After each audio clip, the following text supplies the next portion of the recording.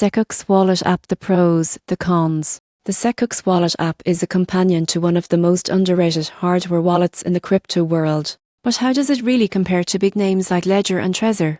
You might be surprised by what sets it apart.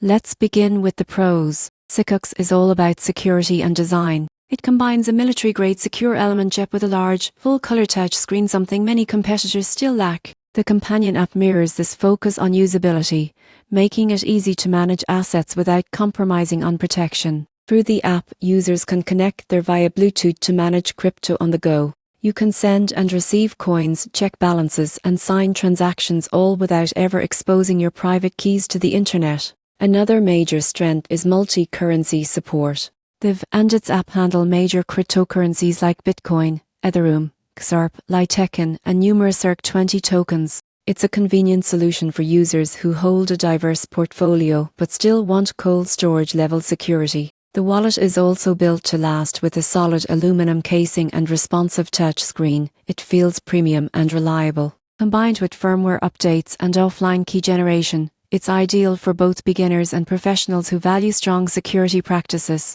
Now for the cons. While the Bluetooth feature is convenient, some security experts argue that wireless connectivity can increase risk, even with encryption. So, if you're extremely cautious, you might prefer using it via USB instead.